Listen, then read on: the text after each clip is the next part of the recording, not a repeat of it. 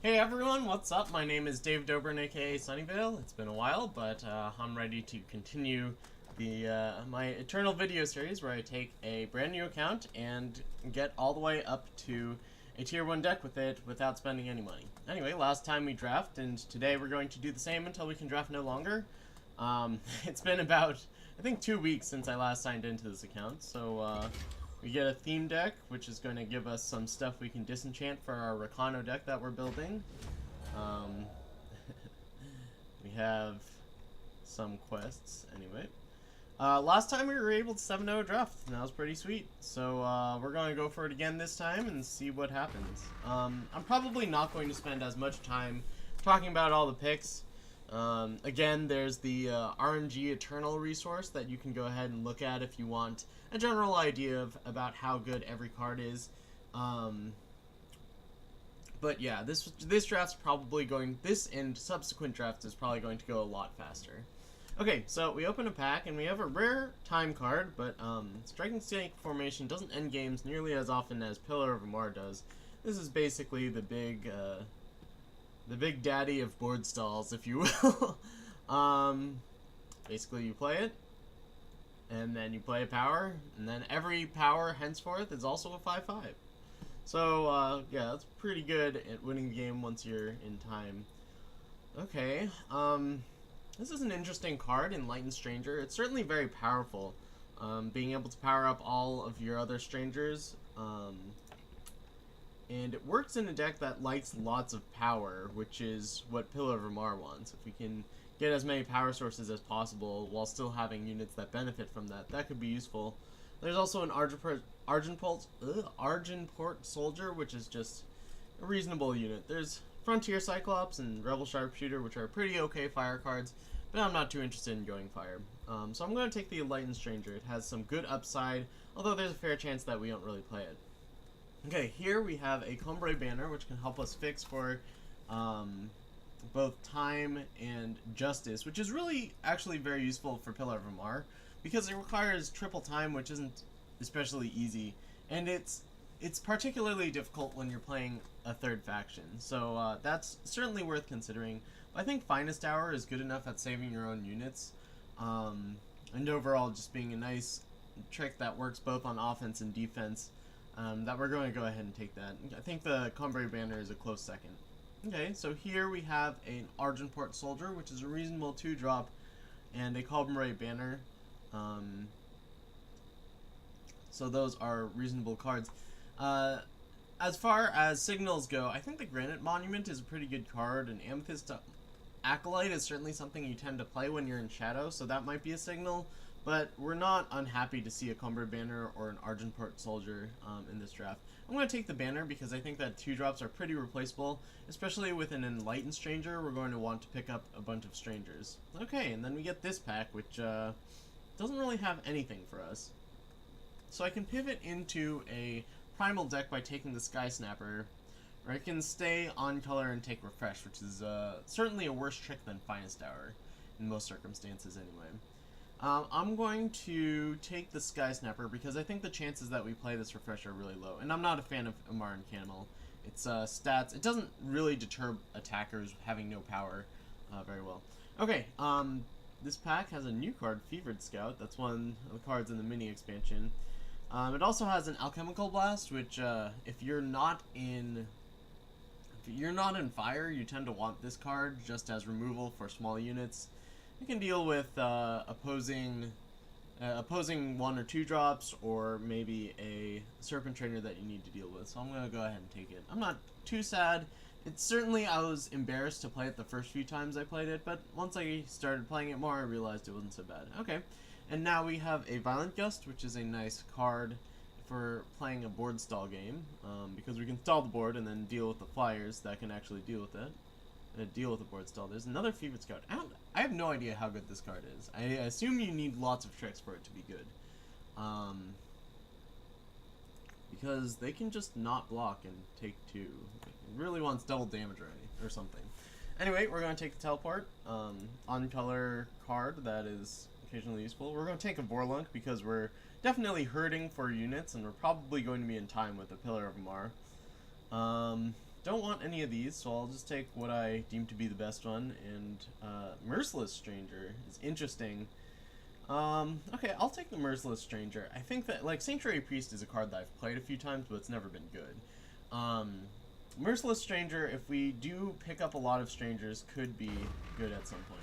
Okay, so, on to the next pack. We've got Karmic Guardian, which is a pretty nice Combre card, especially if you have any way of buffing it. But even if you don't, as a 1/4 flyer with Endurance and Lifesteal, it's pretty, like, a lot of decks have trouble with that. Just the combination of everything that brings to the table. There's also a Slow, which I shy away from playing most of the time, a Sky Snapper. Nothing really exciting in this pack. Recon Banner might not be bad for splashing, but we're happy to take the Karmic Guardian here. Ooh, and a perfect follow-up in Hammer of Might. This card is definitely a bomb. Just giving a unit +3/+3 is pretty solid for 4, and then getting the Warcry 3 is fantastic. It's especially good with the Karmic Guardian. So that was a nice sequence, and it makes it very likely that the person passing to us is not Injustice. I think 4th Tree Elder might be a better card, but aside from that, I can't think of any Justice cards that would appear in the same pack that you would take over Hammer of Might. Okay, so we have Towering Terrazon, which is a certainly reasonable card.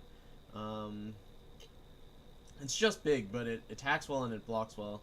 We also have Loyal Watchwing, which is a good attacker, but not such a good blocker. It can accumulate Warcry triggers pretty easily.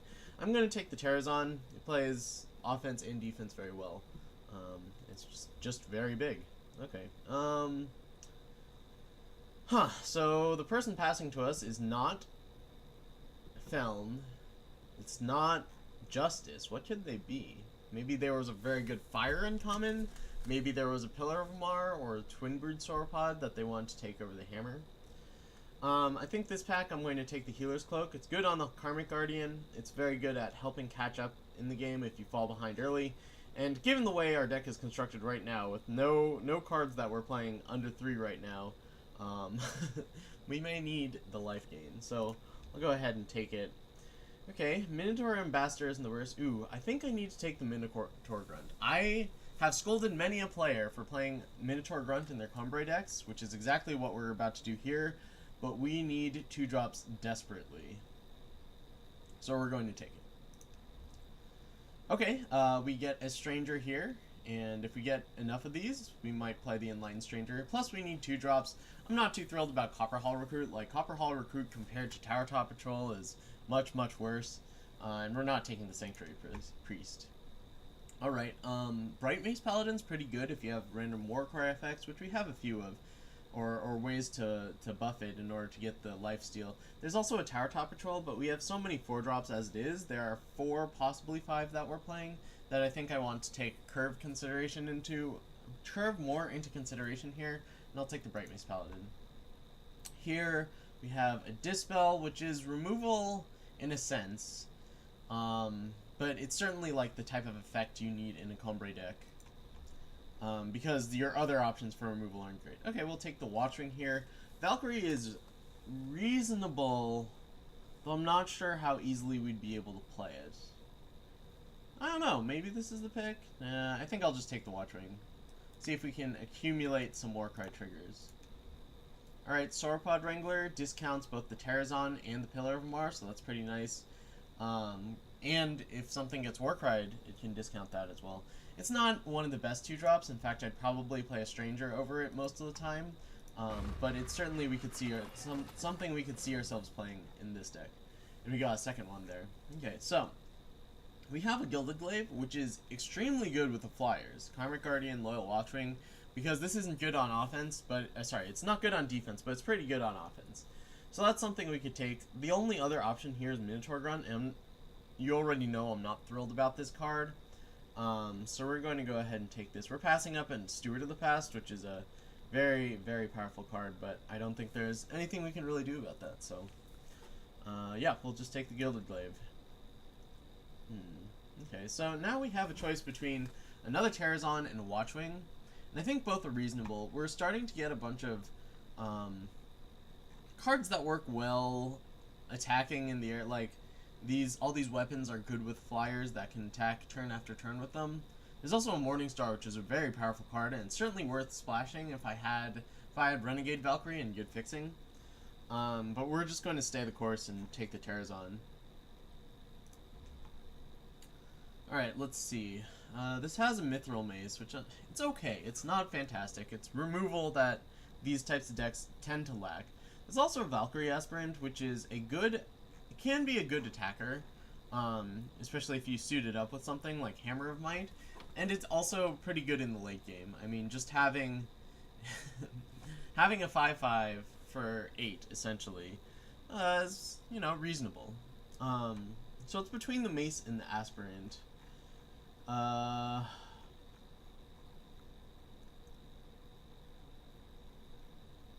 Yeah, I think given some of our weapons, I think I want the Valkyrie Aspirant. Even though I think that, generally speaking, the Mace might be better. We already have a few 5s. We don't have too much that's low on the curve. Plus, this is a good late game card if we get into a big board stall. Okay, so, Ornamental Daggers is actually insane with Warcry, because the Warcry buffs, well, first of all, it has Echo, so you get 2 of them. But the Warcry will buff both halves of the daggers. So it's really good. There's also a Huru Fledgling, which is pretty good. I don't know, maybe I should just live the dream. Especially since we don't have cards that are very cheap. Getting another 5-drop here might not be the best course of action.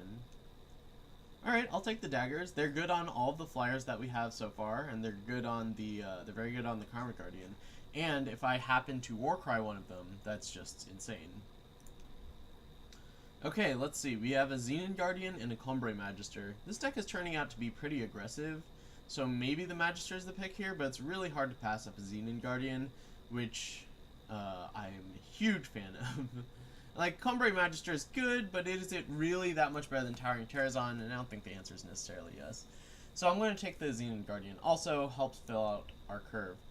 Okay, this pack has Seek Power, and if we were going the Stranger route with Merciless Stranger, I might take the Seek Power, but here I think we just want the 2-drop. Right now we have a handful of 2s and none of them are particularly good. So I'm going to take the Bold Adventurer. This is Rebuke, which is an emergency stun, and another Mace. I'm going to take the Synchronized Strike here. It's the only card on faction. It's not very good, but we'll go ahead and take it. Okay, Civic Peacekeeper is actually pretty good. Getting a recurring stun is a huge deal. I mean, obviously you'd rather have Eye of Winter, which is a much better card. But Civic Peacekeeper is pretty good. There's also a Huru Fledgling, which is just a solid flyer. I think I'm just going to take the Peacekeeper because removal in our factions is pretty scarce, and being able to stun things is a good way to shore that up. Okay, we'll just take the card that's on faction. We're not splashing any of the rest of these. Geez, that is a late Lethrai Ranger. Well, I guess Shadow is open. Jeez, and the Shar, the Dead Shot. This is definitely a big bomb. We've opened 2 bombs in Shadow in packs 2 and 4. If we had gone into Shadow at some point, we would have had a pretty good deck. And there was kind of a small sign that was perhaps open in the first pack that we didn't jump into. So if you rewatch this, you might look for Shadow signals, seeing if people were leaving Shadow open, and if so, if there was a good point to jump in. As it stands, I'm pretty happy with the way our deck is shaping out, so I can't complain too much, but it's worth mentioning.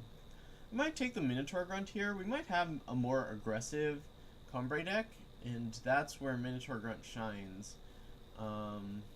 I mean, it's that or like District Infantry, Recon Stranger, Diplomaxial. I'm not thrilled about any of those, so I'm going to take the Grunt. This is very different from most of the Cumbre decks I build. Okay, we have a Ceremonial Mask, which is fantastic if we're being aggressive. There's a Xenon Guardian here, which is good too, but if we have flyers, Ceremonial Mask gives a big buff, and it is also removal, so we'll take that. There's another Magister. There's also a Dormant Sentinel.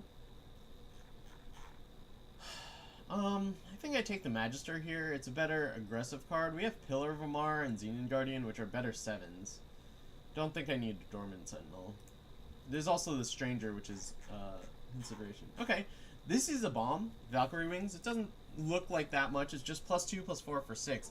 But the Flying Aegis, you know, if you put this like on a Xenon Guardian, for example, that is a huge deal. If you put it on a Terrazon, oh my goodness. There's also an Ageless Mentor, which is very good in a card that I'm certainly happy to play in any time deck. But I don't think it can pass up Valkyrie Wings. I think it's a better bomb. Alright, and we're going to follow that up with a Terrazon. There's also Privilege of Rank, not too thrilled. Dispelled, also not too thrilled. I'm just going to take the solid unit. This Amber Acolyte's pretty good. It would be better if we needed it for the splash, but I think just having a 2/1 body that also replaces itself with the Sigil is pretty good. There's a Find the Way here. Yeah, I think we'll take that. I mean, we have a lot of expensive stuff and some Empower things. We've got Xenon Guardian and Pillar of Mar, Peacekeeper, all these things. We're playing 3 6s, a 7, and 3 5s right now. So Find the Way is certainly appreciated.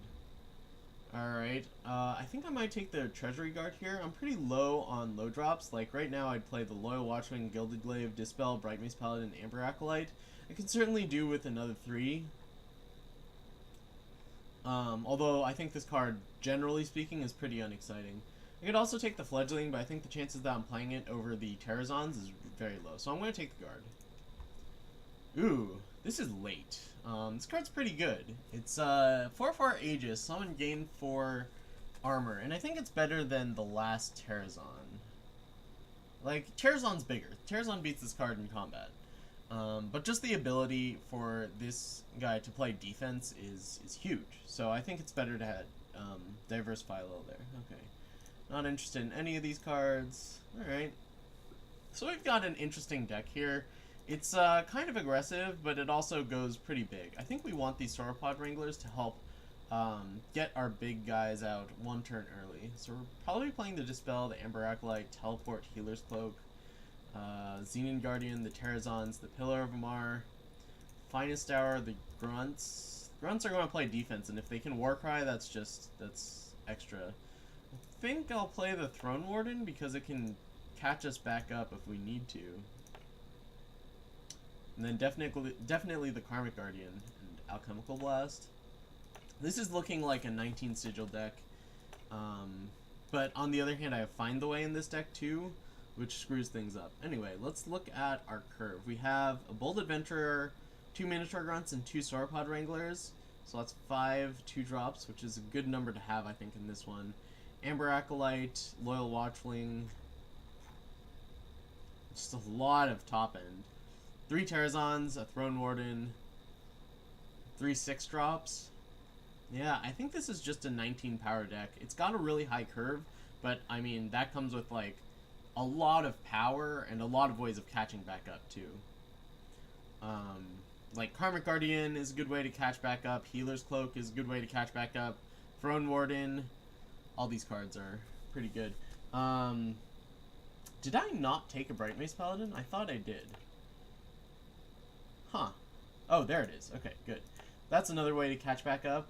This is 18 powers as it stands, and 18 powers with the Find the Way and the Amber Acolyte might be enough. So maybe we'll go with this. Perhaps I don't need the Ornamental Daggers. That's a nice dream to live, but it may not actually happen. What would I play in its stead if I were to do that? Maybe I might play the Treasury Guard or another 2-drop in a Stranger. Okay, I'll just play the Daggers. It's very good with a lot of things that we have. Alright, so that's going to be the deck right here. Oh, let's I don't think I have a banner, right? Oh, I do have a banner. Okay, great. And we're going to add power. It's probably about right. 2 faction decks, the computers tends to be pretty good at this. Okay, so this looks like what our deck is going to look like. It's a end game heavy Combre deck, and it's certainly got a lot of beef to help punch through as the game goes long, and it also has, you know, Valkyrie Wings to jump one of these Terrazons, which could be pretty sweet. It's certainly weak to an aggressive flying deck. If we have a slow start, we could get run over. But it's pretty solid. I think most common removal heavy, like mix of removal and units decks will have some trouble with this. Anyway, I predict 4 or 5 wins with this deck. So we'll see how it goes, and as I did last time, I'm going to split this video up into 2 parts, the draft and the games, and yeah, so I will see you shortly in the games. Thanks for watching. Be right back.